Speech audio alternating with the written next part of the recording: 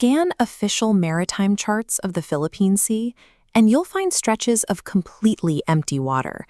Yet local fishermen avoid this dead zone after dark, telling an impossible story.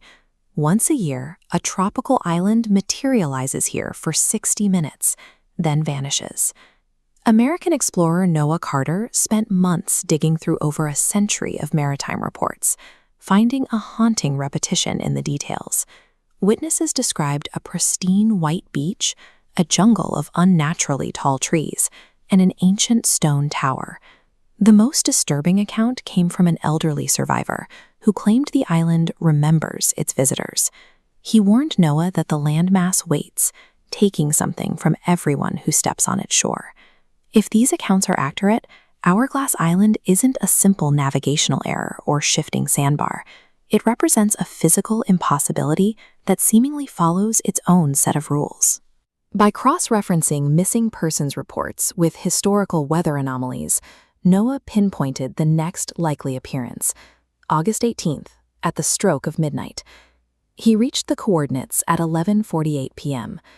The ocean was black and featureless. There was no land in sight, only the hull hitting the swell. At exactly 12 a.m., the environment changed.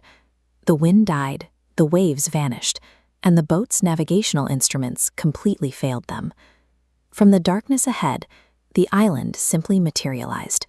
It didn't rise from the depths. It was suddenly there, as if darkness solidified into a shoreline of white sand and jungle.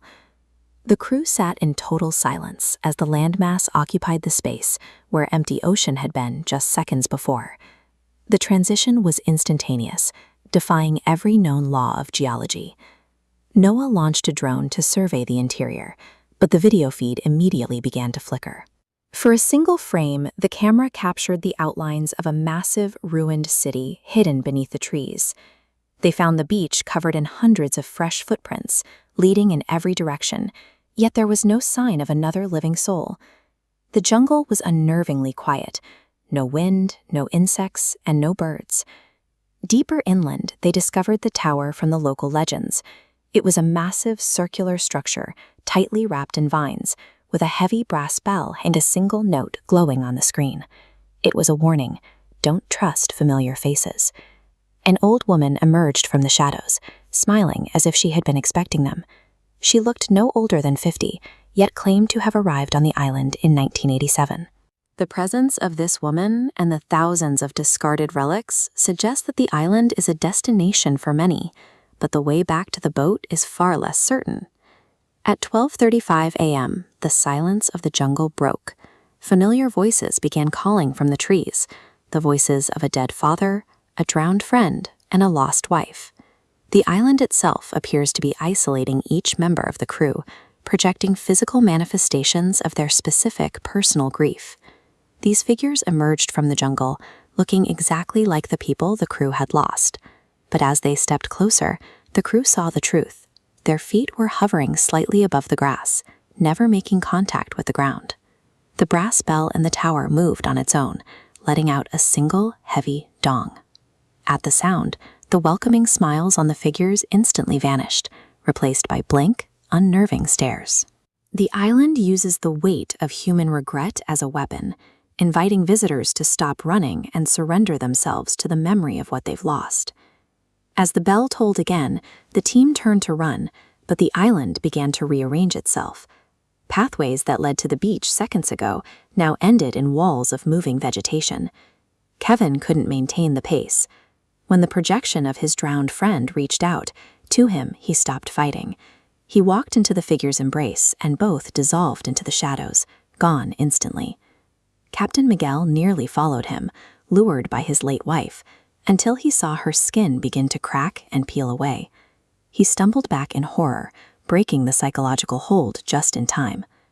They reached the boat as the fifth bell rang.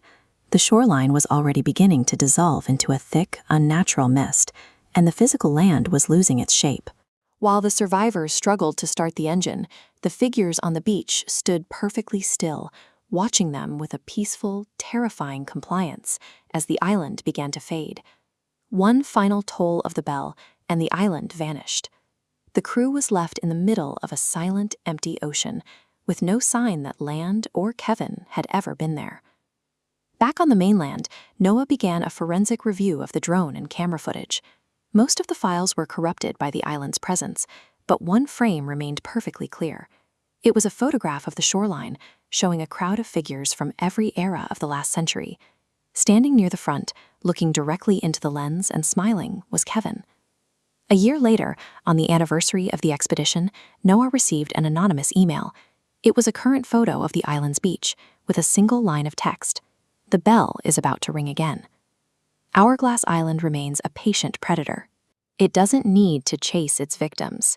It simply waits for the weight of the past to pull them in.